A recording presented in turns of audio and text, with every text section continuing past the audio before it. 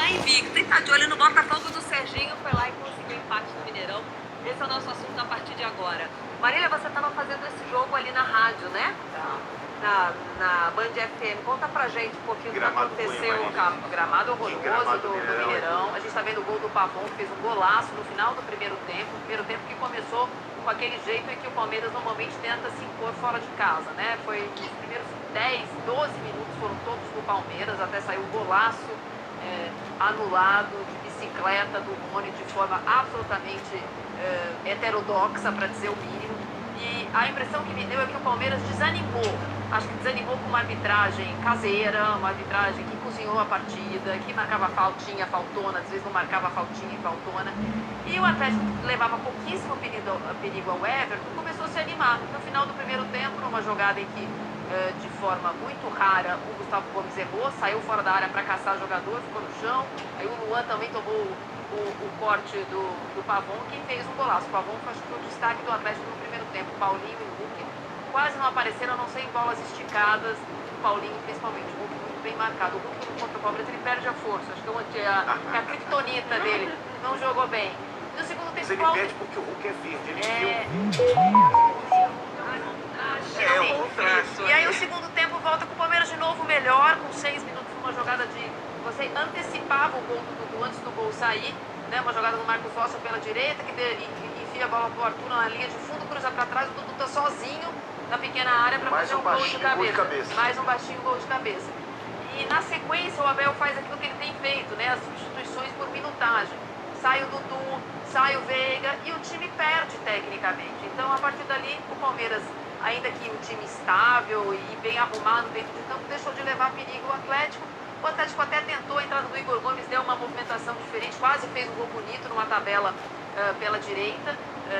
A bola saiu à esquerda do Everton, mas foi um jogo tecnicamente frustrante. Dois dos melhores, na minha opinião, os dois melhores times do mês de maio, sabe os funcionários do mês? Fica na expectativa, né? Os dois funcionários do mês, o Palmeiras e o Atlético, mas o jogo tecnicamente foi fraco. Foi jogos de lampejo, foram dois gols bonitos, teve o gol do Rony, que é uma pintura. Daqui a pouquinho nós vamos... o que foi uma pintura foi muito cruel. O jogo tecnicamente ficou devido. A gente viu o Paulinho desfilando esse mês, a gente viu o Palmeiras de novo empilhando gols em vários jogos. O jogo foi um pouquinho abaixo do que se esperava. Você fica na expectativa. Quando você vê no início da tabela um Atlético Mineiro e Palmeiras, você fala, para tudo, não é nem meu time, mas eu vou assistir. O Atlético vinha de uma sequência de 5 jogos sem saber o que é perder, não perdeu, né? Empatou. Já o Palmeiras, eu tenho até que olhar a minha cola aqui, porque o Palmeiras não perde há quase 2 meses, ou 14 jogos, se for melhor para você. São 10 vitórias e 4 empates. Você pode ser carrinho, vai ter gente. Mais algum título esse time vai levar esse ano, Assunção? Olha a cara de negócio do Assunção. Esse negócio de minutagem, né? E o Abel tem um controle disso que é impressionante. Ele tem muito esse lado de gestão das pessoas. Ele gosta dos jogadores do lado dele. Ele, nas entrevistas, ele fala do jogador, que é isso aí. O jogador, ele tem um ego que, quando falam bem dele, faz tudo para dar junto. E o Abel vive falando nas entrevistas, vive falando que dos jogadores, das pessoas que ele tem do lado, da confiança que ele tem com o jogador, do jogador. Então isso é muito importante. O jogador tem que isso aí é muito importante pro time, porque você vê que o treinador está junto com você, o treinador confia no teu trabalho, e você vê as mudanças, as modificações que o Abel tem. Sai jogador e entra jogador e está tudo certo. Meu nível pode cair um pouquinho, pode, mas o ambiente continua igual, você não vê nenhum tipo de entrevista de algum jogador mal, não estando bem, principalmente fora de campo. Por que não jogar? Por que não está jogando? Por que não... Porque o Abel administra muito bem, né? Os meninos que ele viu que poderia dar um trabalho, ele tirou do elenco. O Gabriel, um menino que por determinado momento começou a se perder, deu tempo de recuperar. E no começo, quando ele chegou, teve jogadores que não entraram naquilo que o Abel queria, ele pegou e tirou. Ele tirou jogadores importantes que vinham jogando, sendo campeões, e ele tirou.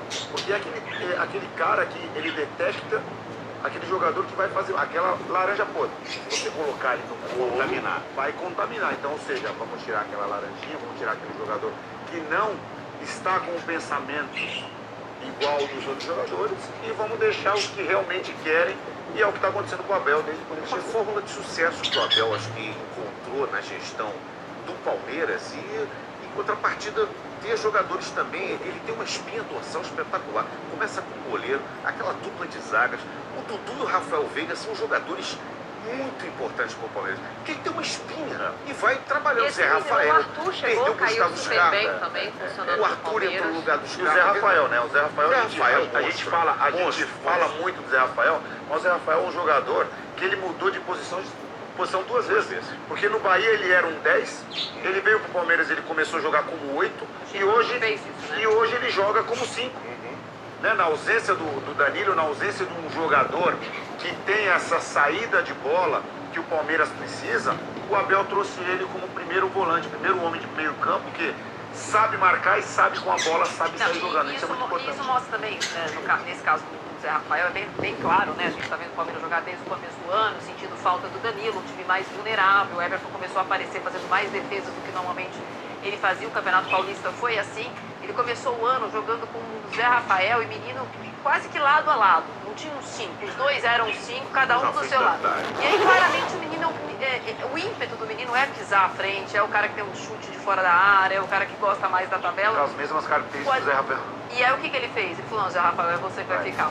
Vai dar E é o Zé dá um Rafael passo que pra virou um trás. 5. Então, assim, também não é um cara teimoso com as ideias. Quando ele viu que aquilo ali estava de fato tornando o Palmeiras Ele consegue vulnerável, adaptar. Ele tomando consegue- mais gols do que em outras Exatamente. temporadas, ainda campeão paulista, mas tomando mais gols que na última temporada, ele faz pequenos ajustes. Você não precisa trocar os 11 para fazer ajustes. Ele perdeu um, ele faz um ajuste. Acho que o Arthur entrou muito bem mesmo ali naquela, pela beirada do campo. Ele abriu mão do Endrick. O Endrick era a grande contratação do Palmeiras Ele tá pro ano, sabendo né? proteger, Ia né? ser o Mais Endrick uma- mais 10. O Endrick às vezes nem entra. Hoje entrou no finalzinho do segundo tempo, tentou uma jogada, mas ainda Deixa eu um pouco colocar vocês travado. numa roubada rapidinho.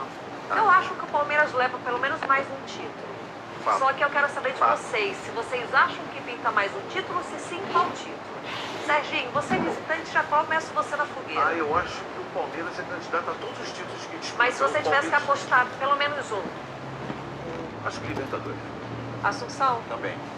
Libertadores. Libertadores, Palmeiras está muito bem e é um campeonato curto. Marília, apostaria? Eu acho que na Libertadores tem menos jogos até o final do campeonato. Exatamente. É um time Tecnicamente muito regular. Você não espera do Palmeiras. A última vez que o Palmeiras fez um péssimo jogo foi contra o Água Santa. E antes do Água Santa, não lembro. Então demora para o verdade. Palmeiras. É um time muito regular. Como faltam menos jogos, se o Palmeiras conseguir confirmar sua vaga em primeiro, continua defendendo a vaga em casa, eu acho que a Libertadores é o time mais Meu amigo, perto. de olho no Palmeiras. Teve confusão lá nos corredores do Mineirão. Daqui a pouquinho nós vamos falar disso. O diretor do Palmeiras batendo boca com a arbitragem. Por quê? Por causa desse lance que nós vamos acompanhar agora. O Rony, gente, fez um golaço, uma bicicleta, uma pintura. Defina como você achar melhor. Esse é o lance. Ele passa no meio da zaga do Atlético. Dá um chapéu de Jonathan cabeça. Dá um chapéu de cabeça. Silva. De cabeça. Dá um chapéu de cabeça. Que cena linda. Chapéu de cabeça é um negócio impressionante. É linda a imagem. E aí, o temido gesto. O árbitro vai lá e aponta pro VAR. Eu quero a sua opinião sincera de casa, por favor. Vamos deixar o clubismo olha ali, de né? lado. E me diz sobre essa anulação. Depois eu vou pedir para a produção colocar bem ali na hora que eles traçam a linha, para a gente tentar ver o impedimento.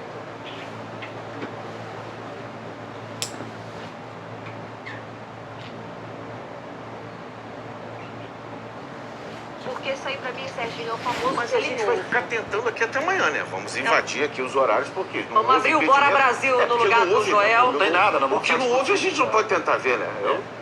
Gente, eu achei de uma crueldade anular Não é sobre desse. crueldade. Olha lá, estamos vendo. Eu vou repetir o que eu falo aqui muitas vezes, só que eu sou a cri-cri do VAR e sou mesmo. Acho que como imprensa a gente tem que achar pelo em ovo. Essa é a característica da imprensa. Desde que foi adotada a linha do VAR, eu falo que já fiz uma matéria com a empresa que presta serviços para a CBF. Em primeiro lugar, a imagem do VAR, das linhas de impedimento, sim, sofrem distorção, dependendo da luminosidade e da quantidade de câmeras disponíveis para traçar essa linha que deveria ser perpendicular ao lado e ao último jogador. Muito bem. A gente, no caso do jogo do pay-per-view, não tem a quantidade de câmeras, por exemplo, que tinha na Neoquímica Arena para o jogo da TAP. Esse é o número 1. Número 2, isso não é esclarecido, que há uma pequena distorção dependendo da luminosidade e o ângulo em que a câmera é colocada. Também não sabemos no caso do Mineirão. Número 3, quem decide o frame em que se para a jogada na hora do lançamento é um ser humano. Então, quando todo mundo fala, mas o VAR falou e a Marília Ruiz, a chata, chamava de jossa, é porque o encadeamento de coisas, sim, pode causar um erro. Não é certeza que o jogador do Palmeiras estava impedido, como em todos os jogos. Não é nesse jogo, não sofro de indignação seletiva. Agora, acho que o mínimo que a CBF poderia fazer é descontar na conta do VAR essa conta que a empresa fornece, do quantos centímetros pode estar a famosa, Marília, a margem de erro, para mais ou para menos, porque não é um lance que você tem meio corpo, você tem um pé inteiro, é uma pontinha que num detalhe e não é do sobre frame. trocar a regra. Ah, vamos trocar a regra então e vai... Não estou falando sobre trocar a regra, estou dizendo que se a imagem não é conclusiva e o bandeira não deu impedimento, precisa valer o que foi dado em campo. Aí que eu falo o seguinte, a Marília está coberta 150% de razão. Então, o que faz o trio de arbitragem no gramado? Não. O que o bandeira faz correndo, levantando a bandeira ou correndo pro círculo central, pro meio campo? Para que serve? Para que serve? Para que serve isso? Para fazer uma linhazinha tracejada que a gente não tem certeza se está certa, que a gente fica na dúvida, que o próprio árbitro fica na dúvida. Eu queria lembrar que há 2 anos, quando São Paulo, quase 2 anos, quando São Paulo liderava o Campeonato Brasileiro e teve um jogo contra o Atlético Mineiro no Mineirão, e o Atlético venceu esse jogo no São Paulo do Diniz, foi uma das primeiras vezes que o Gassibol, na época era o Gaciba, o chefe da arbitragem, admitiu que o VAR errou. Não sei se vocês vão se recordar. Foi num lance de impedimento do Gassibol, esse esporte que foi fundado no Brasil há cerca de 5 anos, com essa jossa do VAR, do jeito que ela é feita no Brasil, por pessoas que não sabem nem operar a máquina e nem interpretar a regra. Porque o bandeira corre e depois que sai o gol, ele poderia levantar para ser checado. Ele não dá o impedimento. A câmera não dá certeza. Por que o gol foi anulado? Exatamente. Pois é, fica aí a sua indignação ou não, lembrando que a apresentadora que vos fala não torce para o Palmeiras, eu só acho uma maldade você anular um gol quando é algo milimétrico, quando você tem que procurar onde está a possibilidade de impedimento. Isso vale para todo e qualquer time, tá? Eu acho que tem que ter aí sim uma margem no mínimo confortável para que não fique a dúvida. O que o Serginho falou, se tem dúvida, tem algo muito errado. Você vê a linha, você vê o VAR, ainda existe a dúvida. No campo ninguém teve dúvida. Pois é. O árbitro deu o gol e o bandeira correu pro meio. Quer dizer, então de repente para tudo. Por conta desse lance, Serginho, teve bate-boca na saída da